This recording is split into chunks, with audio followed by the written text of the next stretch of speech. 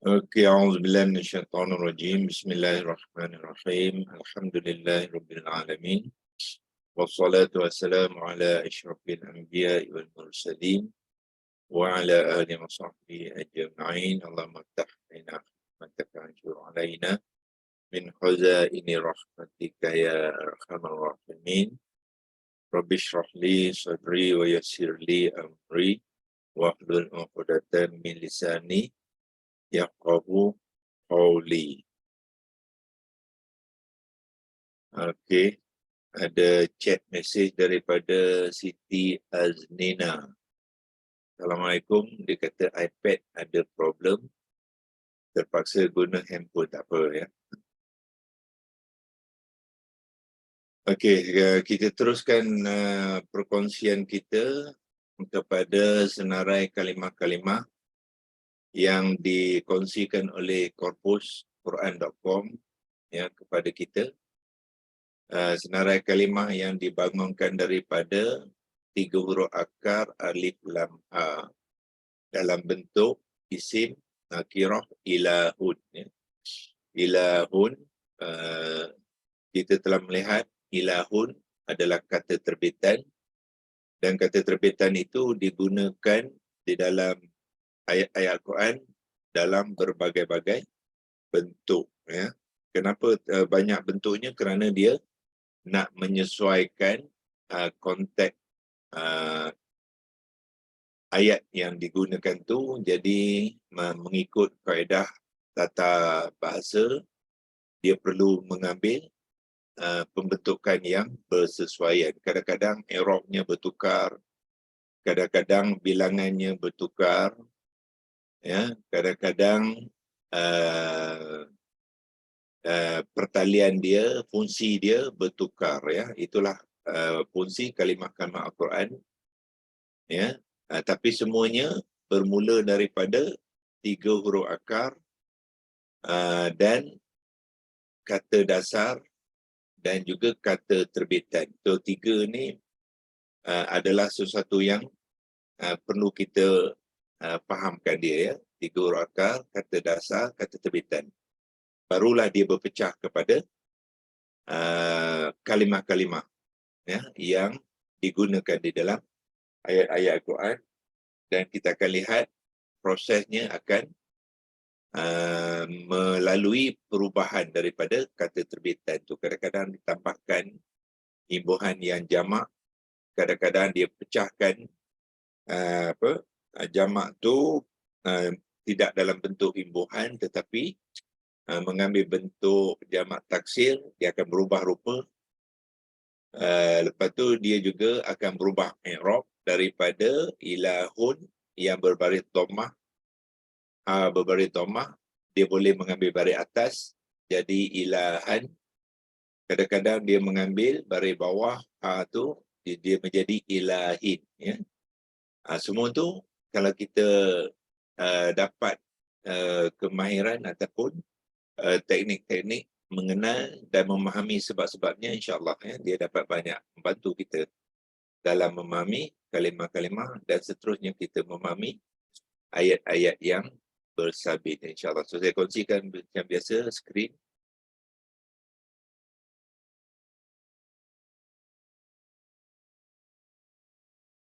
Okey, semalam kita mengupas ilahatan ya, ilahatan dalam ayat ke 24 surah 21 surah Al-Anbiya ayat 24, di kalimah yang kelima ya, kalimah kelima terdapat kalimah yang dibangunkan daripada alif lam ha, iaitu alihatan, dan semalam pun kita sudah berkongsikan sebenarnya penulisan alihatan di dalam Rasam Osmani sedikit berbeza daripada apa yang kita lihat sekarang di skrin. Ini adalah dipanggil resam imla ya, penulisan yang dan sekarang telah diperbaharui ya. Jadi Allah bertanya kepada mereka ni, ya, amit takhazu min dunihi alihatan, ya, ataukah dalam bentuk ataf istifham. Dia daripada kalimah au, iaitu atau, tetapi apabila nak digunakan dalam bentuk soalan, dia akan tukar kepada am. So, bermakna mim ni asalnya ialah bersukun, ya. Mim yang sukun, am. Tetapi disebab dia nak disambungkan, nak digabungkan dengan kalimah selepasnya ittakhazu, maka mim yang sukun tadi dihidupkan barisnya dengan baris kasrah, ya. Kenapa agaknya dia mengambil baris kasrah, bukannya baris atas ataupun baris dhammah? Kerana untuk menyesuaikan dengan hamzah wasal yang di sini, sebab bila kita menyebut kalimah ni, hamzah wasal tu kita bunyikan dengan bunyi i, ya. Jadi ittakhazu. Jadi kalau bila dihidupkan baris sukun tu, dia yang paling sesuai ialah baris kasrah. Jadilah amit takhazu, ya. Sebab tadi mana ittakhazu. Jadi i dia lebih licin lah, ya. Orang Arab ni dia suka menyenangkan, ya. Menyenangkan sebutan-sebutan tu supaya sebutan tu dalam keadaan bersambung dia akan lebih lancar lah, ya, lebih lancar.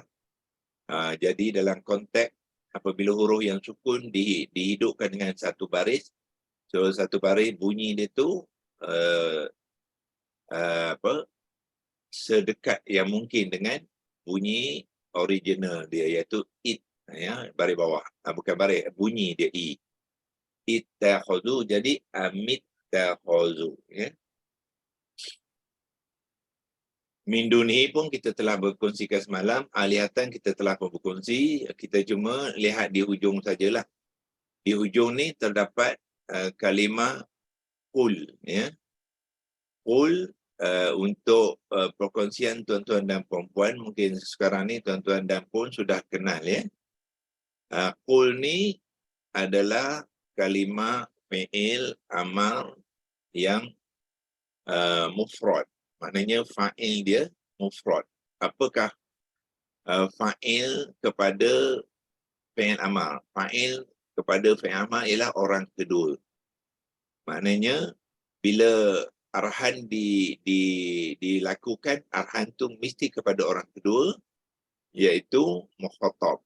Ya, siapa ke orang kedua? Sama ada anta ataupun anti ataupun antuma ataupun antum ataupun antunna. Inilah kumpulan-kumpulan fa'il, ya, kepada fi'il amar, ya. So dalam konteks ni, qul ni ialah siapa? Qul ialah anta, ya. Qul itu ialah anta, fa'il di anta bermakna kamu seorang lelaki. Sebab ayat ni ditujukan kepada Nabi kita. Jadi Allah suruh Nabi cakapkan kepada mereka-mereka ni, ya, cakapkan kepada mereka ni. Qul, katakanlah. Okey. So tuan-tuan dan puan-puan boleh lihat sini, qul adalah dua huruf saja, ya. Dua huruf saja. Bermakna dari segi maklumat dia ataupun clue dia, apabila kita lihat kalimah fi'il amal yang ada dua huruf macam ni, so kita tahu salah satu daripada huruf akarnya ialah huruf illah, huruf lemah, ya. So apakah kaedahnya? Kalau ada huruf lemah dalam tiga huruf akar tu, untuk menjadikan fi'il amar, kita gugurkan huruf illah tu, ya, kemudian kita jazamkan. Jazamkan maknanya kita sukunkan huruf terakhir dan huruf pertama tu didomahkan. Itulah caranya nak mengenal ya. Proses dia macam tu untuk menjadikan kalimah qul tu gugurkan huruf ilah tadi, sukunkan huruf terakhir sebab dia i'rab dia majzum. Bila majzum maknanya huruf terakhir tu kena disukunkan ya. Sukunkan, kemudian dhammahkan qaf baris pertama tu ya. Kalau nak tunjukkan dalam bentuk pembangunan kalimah dia, kita ambil leksilogos ya. Kalimah dia ialah apa? Qul tadi ya. Qul. Ini sebenarnya ulang saja ya, sebab sebenarnya kita dah pernah bincangkan dulu ya. Cuma nak mengingatkan saja kembali ya, iaitu qul ya. Qul kalau kita nak terangkan, dia adalah fi'il amar. Bila kita nak menerangkan satu kalimah tu, nak menunjukkan pembentukan kalimah tu, pasti buatkan penerangan dia dulu supaya kita betul-betul kenal dia ya. Fi'il amar hamzah qata' yang berkaki alif, mim dengan ra. Itu ejaan fi'il amar. Fi'lun amrun. Itu asal dia. Okey. So fi'il amrun dia fa'il dia ialah seorang. Yang ni ialah kalau kita ada tanda sukun tu, maknanya arahan tu ditujukan kepada seseorang. Seorang, bukannya dua, bukannya ramai ya. So kita katakan dia mufrad. Ya, mufrad tu bilangannya, so bermakna bilangan tu merujukkan kepada siapa? Kepada pelaku ya, yang menerima ya, yang yang nak melakukan kata suruhan tu. Sebab tu dia panggilkan fa'il. Fa'il kepada fi'il amal ialah orang yang disuruh untuk melakukan kata kerja tu. Kalau disuruh qul, katakanlah tu bermakna apa? Orang yang fa'il di dalam kalimah tu, dia sepatutnya memperkatakan. Ya. Jadi dia adalah bentuk mufrad, iaitu singular. Ya. Kalau tak ada tanda tanwin, itu bermakna sama ada sama ada musanna ataupun jamak. Ya. Jadi dan konteks ni dia adalah mufrad. Ya, mufrad. Yang eloknya sebelum mufrad tu kita letakkan jantina dulu ya. Iaitu muzakkar mufrad. Dan akhirnya kita mesti juga masukkan i'rab dia kepada fa'il amar. Dan fa'il amar, semua fa'il amar dia mengambil i'rab yang majzum. Ya, majzum. Mim, jim, zai, waw, mim. Itu dia. Ya, majzum. Itulah penerangan kepada qul. Ya. Nampak ringkas, tetapi banyak maklumat tu yang kita perlu kenal ya, supaya kita betul-betul mengenal kalimah tu. Ya tuan-tuan kena biasa melatih ya, melatih buat macam ni supaya bila satu kalimah tu perlu diterangkan dengan sepenuhnya, jadi barulah kita yakin yang kita betul-betul kenal ya dengan kalimah tu. Ya. Dan kalau perlu kita tambahkan juga dengan makna dia. Qul. Qul maknanya ialah dalam bentuk fi'il amar ya, daripada qala. Qala adalah kata dasar dia. Lepas tu ditukarkan kepada pada fi'il amar, maknanya kata terbitan mengambil bentuk fi'il amar, maknanya katakanlah. Kaf Ta alif kata, lepas tu kanlah, kanon lam ha. Ya, itulah makna dia. Katakanlah. Ya. So, qul adalah fi'il amar muzakkar mufrad yang majzum. Ya. Kalau kita nak letak yang kat sini boleh, tapi kena pergi ke let's see logos yang yang jawi. Ya, tak apa, kita praktis saja ya. Sebab Arab dia tak dengar, jadi kita kena ambil di sinilah, pilih di sini, ambil jawi. JK jawi. Okey. Lepas tu sini ada dengar ayat ni ya. Arab tak dengar. Jadi kita pergi ke jawi, jawi Melayu. Ini sebenarnya keyboard Melayu ya. Di atas tu lah ada jawi tu. Multilingual keyboard jawi. Maknanya jawi Melayu lah, nak menulis bahasa Melayu jawi, boleh praktis kat sini ya. Jadi ya ialah ya dengan nga lah, yang. Ya, senang je ya. Yang kopi dia di sini. Lepas tu balik ke leksi logos Arab tadi, masukkan di sini, paste dia je, Ctrl V. Jadilah fi'il amal muzakkar mufrad yang majzum ya. Majzum ni adalah i'rab dia. So bila kita dah buat ni, barulah kita tunjukkan ya macam mana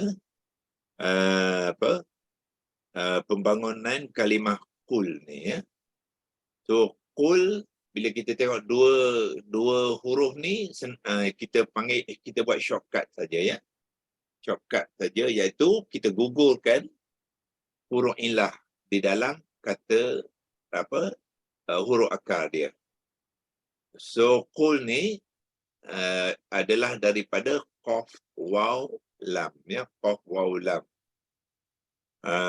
Macam mana kita tahu qul ada daripada qaf waw lam? Kita boleh rujuk pada korpus pun boleh, kepada Al-Quran tafsir dan perkata pun boleh ya. Kalau saya nak tunjukkan sekarang ni, contohnya kita rujuk kepada tafsir dengan perkata ya, yang ini. Dan kita tahu tadi dia adalah surah 21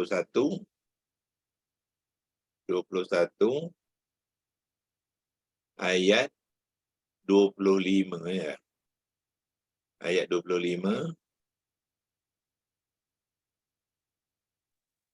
Ini dia ya. 25 ke 24? 24 ya. Yang semalam ya.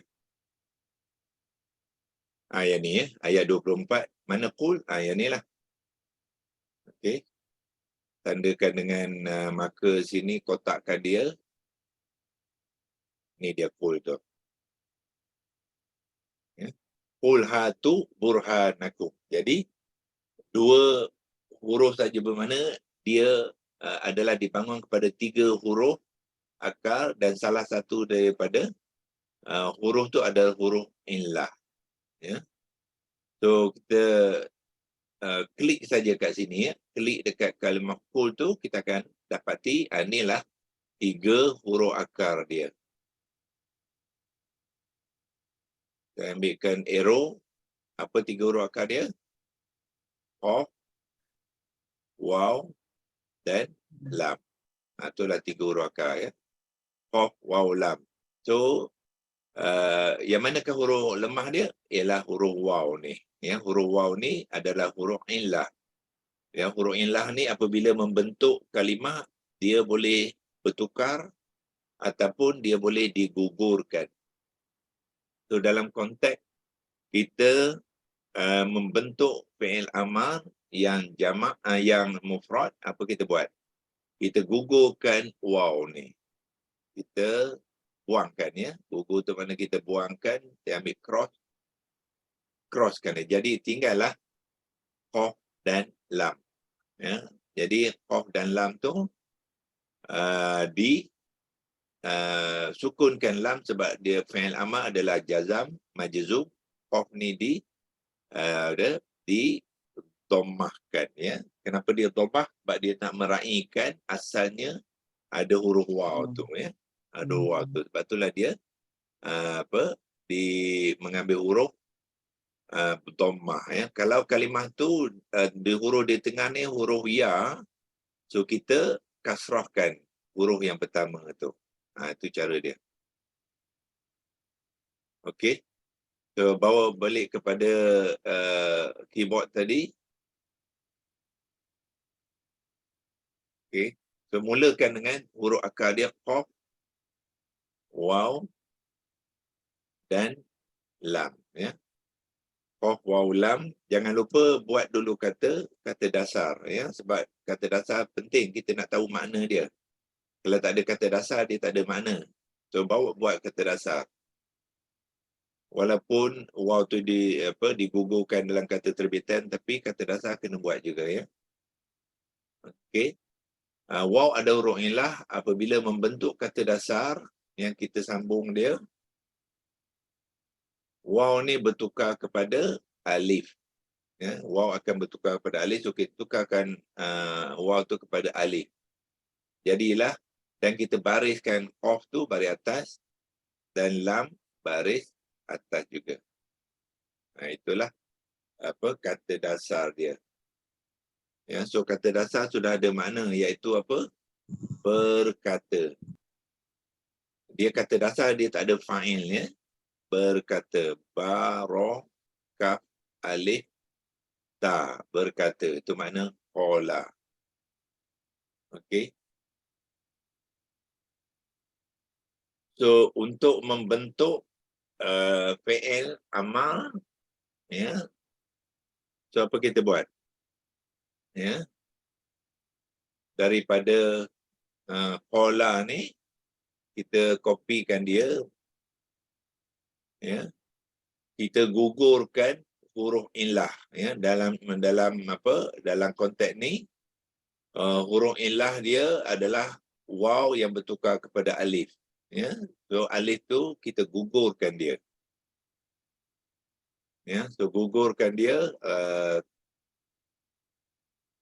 buangkan dia, dan untuk menjadi fi'il amal lam ni kena tukar pada majzum. Bila dia majzum dia kena sukunkan.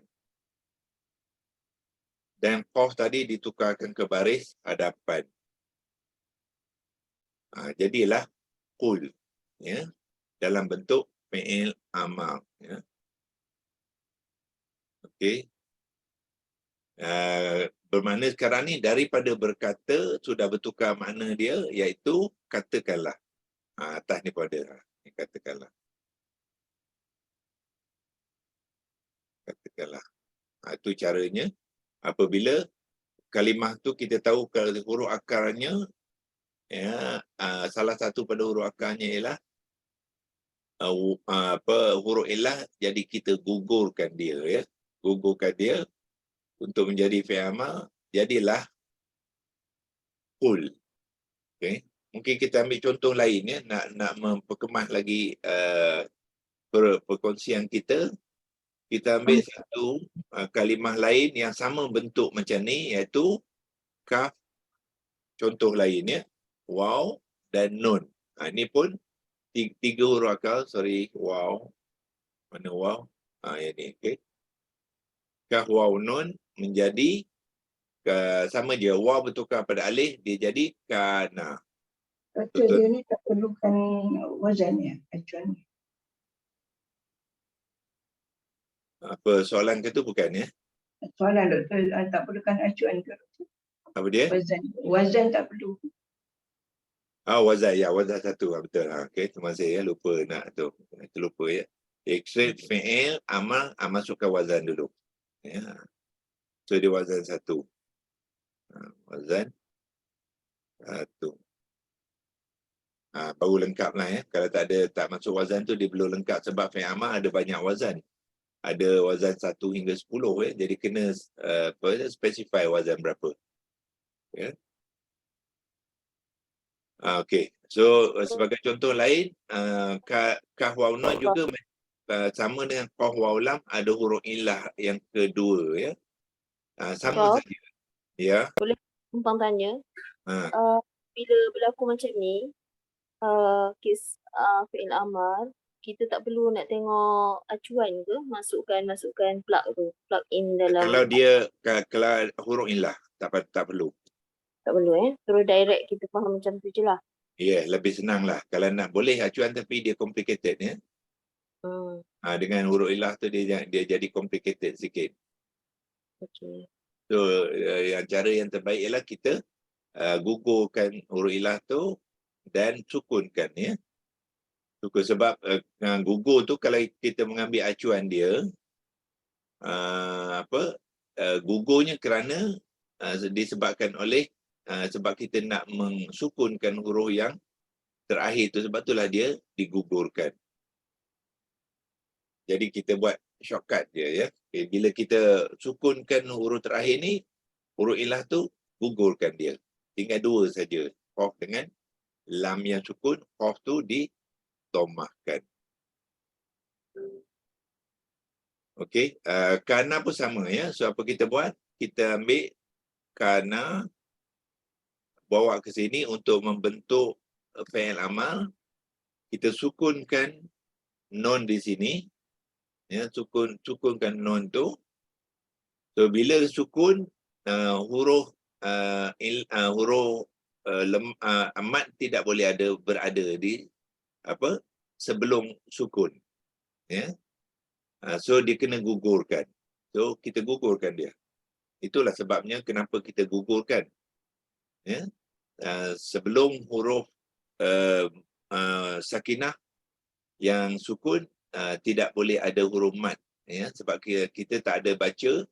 Kalau kita ada huruf mat tadi, apa terjadi? Kita baca seolah-olah kan macam tu ya, kan ya. So gugurkan dia ya. So bila gugurkan, kaf ni kena mengambil baris nak meraihkan huruf awalan alif ni ialah waw ya. Waw, jadi ditukarkan kepada baris dhammah.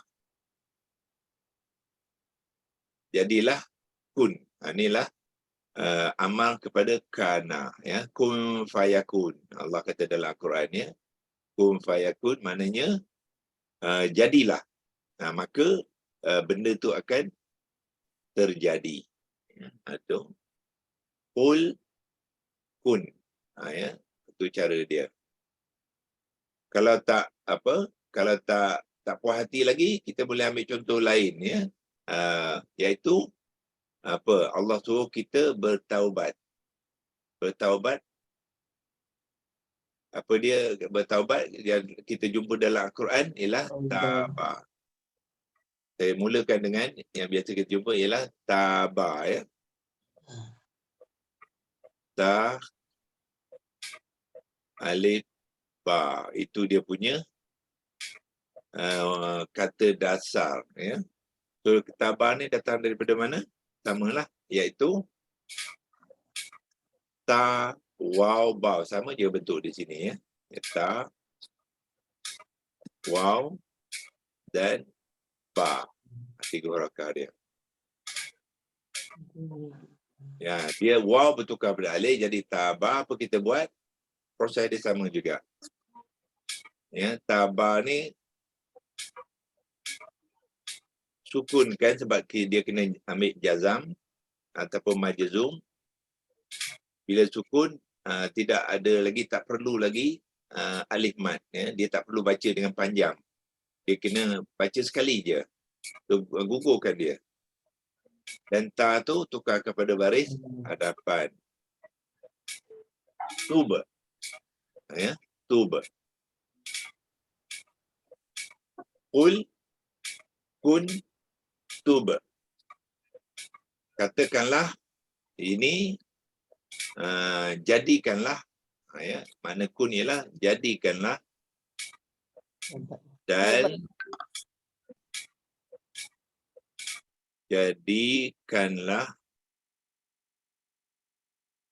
Okey, yang ini apa dia? Taubatlah. Bertaubatlah. Semuanya dalam bentuk fi'il amar. Prof, ada contoh daripada huruf akar ya tak tengahnya? Ada. Boleh satu-satu. Bertaubat. Bata ya. Bertaubatlah. Okey. Okey, kalau nak ambil ya apa ya? Yang paling senang yang kita itu ialah berjual beli ya. Berjual belilah. Jual lah. Ya, iaitu ba, ya, ain. Okey, ya pun huruf ilah. Yang kedua dia akan bertukar pada alif juga. Dia jadi apa? Ba'a. Dia tukar ni kepada alif. Sambungkan dia dengan ain, sambungkan dia. Sorry. Jadilah ba'a ya. Ba baris atas, ain baris atas. Ba'a maknanya berjual beli. Trade. So kalau nak jadikan amal sama jugalah. Ya.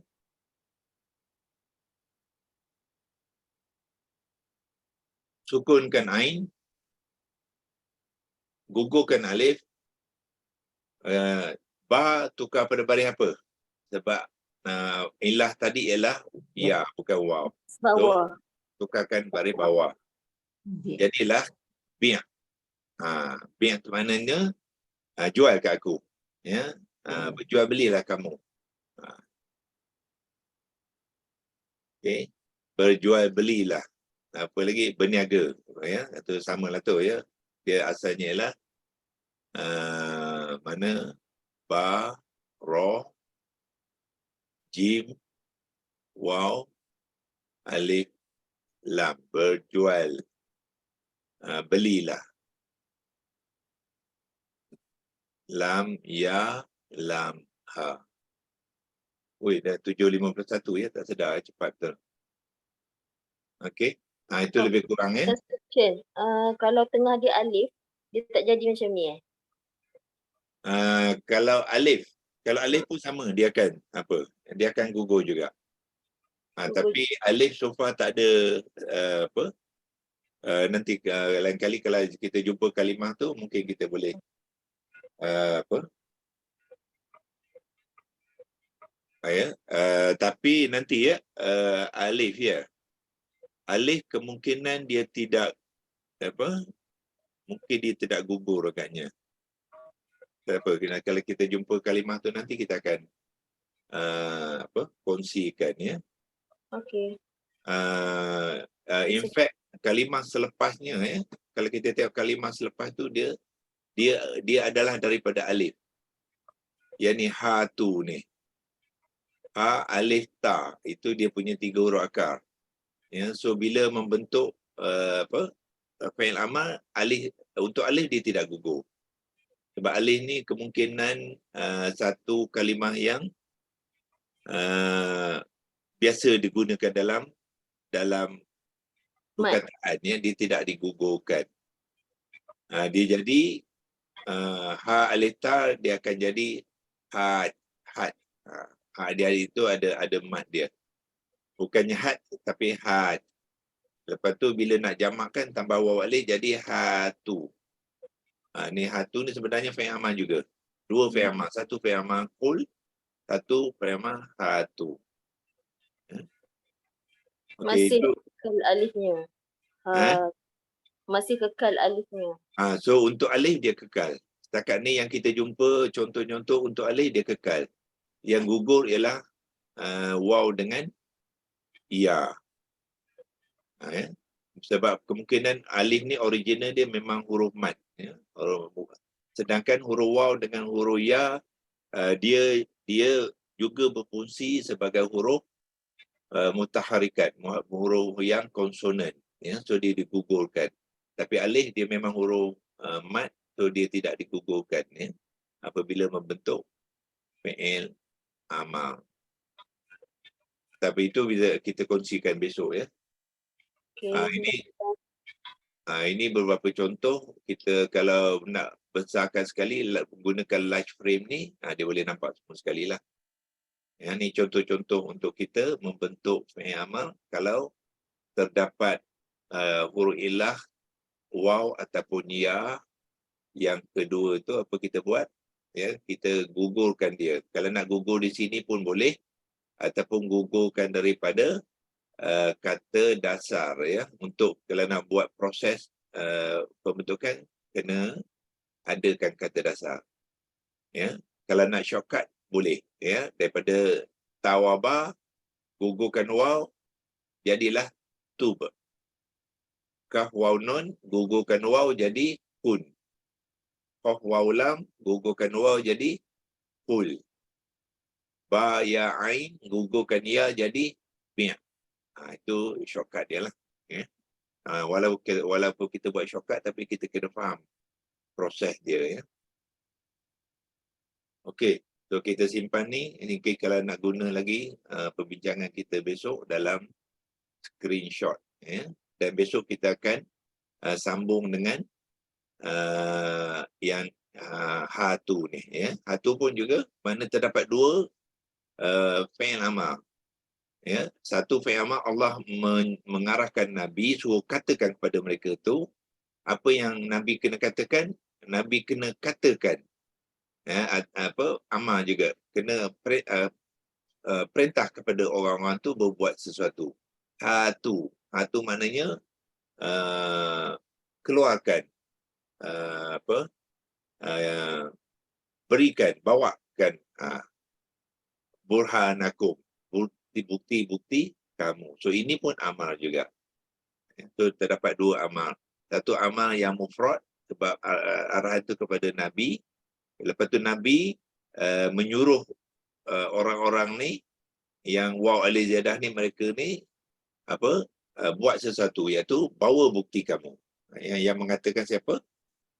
Di samping Tuhan tu, maksudnya di samping Allah tu ramai Tuhan-Tuhan lain. Jadi Nabi beritahu kawan-kawan dia tu ataupun mereka yang terbabit itu untuk berikan bukti, ya, untuk membuktikan yang sebenarnya terdapat banyak Tuhan, ya. Okey, ya, insyaAllah kita sudahi dulu perkongsian kita di sini. Kita akan sambung semula besok, ya. Alhamdulillah minasyaitanir rajim. Bismillahirrahmanirrahim. Allahumma rahimna bil Qur'an waj'alhu lana imaman wa nuran wa hudan wa rahmah. Allahumma zakkirna minhu ma nusina wa 'allimna minhu ma jahilna warzuqna tilawatahu ana al-laili wa atrafan nahar waj'alhu lana hujjatan ya rabbal alamin. Wa sallallahu ala sayyidina Muhammadin wa ala alihi wa sahbihi wa baraka wa sallam. Walhamdulillahi rabbil alamin. Taqabbalallahu minkum minna wa minkum. Terima kasih, Doktor.